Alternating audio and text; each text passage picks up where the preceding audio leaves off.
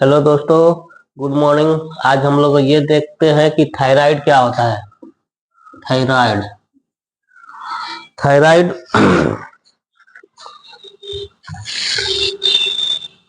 Thyroid जो है वो क्या काम करता है बॉडी में, कहाँ से इसका सिक्रेशन होता है, बॉडी में किस किस पार्ट पे क्या इसका फंक्शन है, इसके बारे में आज हम थोड़ा बहुत जानेंगे थायराइड का।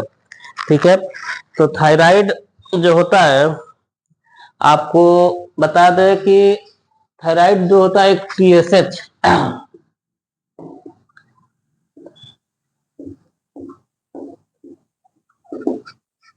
ST thyroid stimulating hormone. ठीक है, तो ये जो होता है ये हमारे पिट्यूटरी ग्लैंड से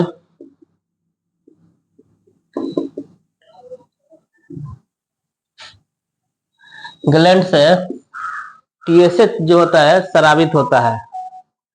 टीएसएच जो होता है कहाँ से आता है? पिट्यूटरी ग्लैंड से आता है। और पिट्यूटरी ग्लैंड क्या करता है? टीएसएच को कहाँ भेजता है? थायराइड ग्लैंड तक। ग्लैंड, और जो थायराइड ग्लैंड है इसको, इस टीएसएच को दो और पार्ट में बांट देता है, जिसको T3 यानी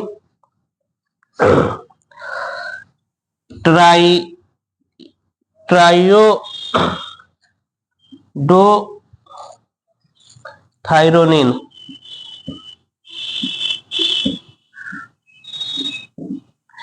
ट्राइयोडोथायरोनिन मतलब T3 हो जाता है, और एक हो जाता है T4, जो कि हो जाता है आपका थायरॉक्सिन। तो मतलब जो होता है पिट्यूटरी ग्लैंड से जब टीएसएच थायराइड ग्लैंड में आता है तो वहां से दो पार्ट और बांट देता है, जिसको एक ट्राइयोडोथायरोनिन और एक हो जाता है थायरॉक्सिन। दोनों पार्ट में ये यहाँ से दो पार्ट में बढ़ जाता है, और बॉडी के विभिन्न पार्टों तक इस सबका थायराइड का जो भी अपना अपना फंक्शन होने लगता है, काम करने लगता है। इसका फंक्शन जो होता है क्या होता है कि ये बॉडी को बैलेंस करके रखता है थायराइड। अगर किसी तरह के अगर इसमें कमी आ जाए, किसी तरह की अगर कमी आ जाए तो थायराइड अगर अनबैलेंस हो जाता है, जिसके चलते बॉडी सूजन होने लगता है, स्वेलिंग होने लगता है। उसके अलावा हाथ पैर में भी स्वेलिंग आने लगता है, आंख के ऊपर ये सब गाल वगैरह सब स्वेलिंग होने लगेगा। बाल फॉलिंग मतलब जिसको हेयर फॉलिंग बोलते हैं, उसमें भी थायराइड अगर ज्यादा घट बढ़ जाता है तो उसमें हेयर फॉलिंग का भी समस्या आने लगता है। अधिकांशतः स्त्रियों में गर्भ धारण की समस्या जो होता है थायराइड के चलते आने लगता है। कभी कभी ऐसा होता है कि स्त्रियों का थायराइड अगर ज्यादा बढ़ जाए या घट जाए तो उसमें मासिक धर्म उन लोग का सही नहीं आएगा। ऐसा हो जाएगा कि वो ब्लीडिंग इतना ज्यादा होने लगता है कभी कभी कि इतना ज्यादा परेशान हो जाती है महिलाएं। ठीक है, तो ये सब थायराइड की समस्याएं होती है। और थायराइड जो होता है हम लोग जाने कहाँ से? थायराइड जो होता है पिट्यूटरी ग्लैंड से एक टीएसएच नामक हार्मोन निकलता है, जिसको हम लोग थायराइड स्टिमुलेटिंग हार्मोन बोलते हैं।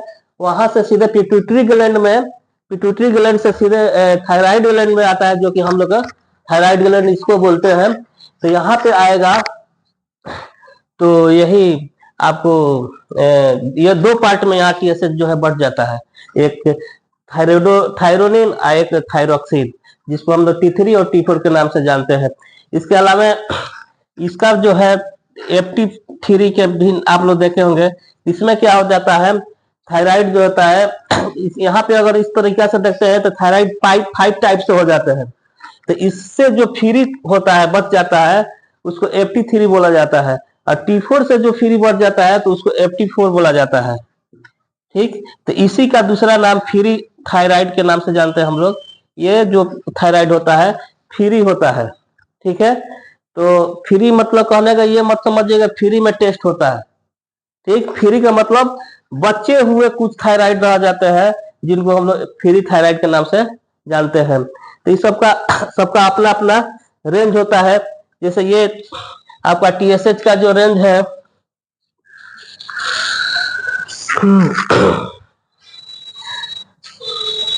टीएसएच का जो रेंज है 0.39 से 6.16 माइक्रोन IU पर यूनिट पर ml, ठीक है। ml में हम लोग यहाँ देते हैं तो 0.39 से 6.16 तक इसका रेंज होता है। वही T3 का देखते हैं। T3 का जो रेंज होता है तो ये आपका TSH का जो रेंज हो जाता है 0.39 से 6.16 माइक्रो IU पर ml।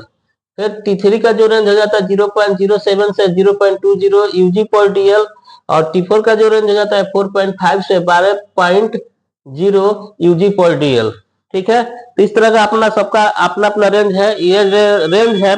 अगर यूनिट में या एथी में दूसरे में कन्वर्ट करना चाहते हैं तो उसका कैलकुलेशन जो होता है, कैलकुलेशन पर हम लोग कन्वर्ट कर सकते हैं। तो यूनिट जो देख लेते हैं किस यूनिट में दिया है, कहीं कहीं mg पर DL में देता है तो कहीं माइक्रोन में देता है। तो आपको यहाँ पे देख लेना है जिस यूनिट में रहेगा वही उसका रेंज उसी यूनिट में होना चाहिए, नहीं तो कभी कभी रिपोर्टिंग में गड़बड़ होने लगती है, ठीक है। तो ये हो गया आपका थायराइड का रेंज। और थायराइड जो है इसके बाद से एक एंटी टीपीओ भी होता है, एंटी टीपीओ, ठीक है। तो इसके बारे में हम लोग अगले क्लास में जानेंगे। आज का इतना ही, थैंक यू।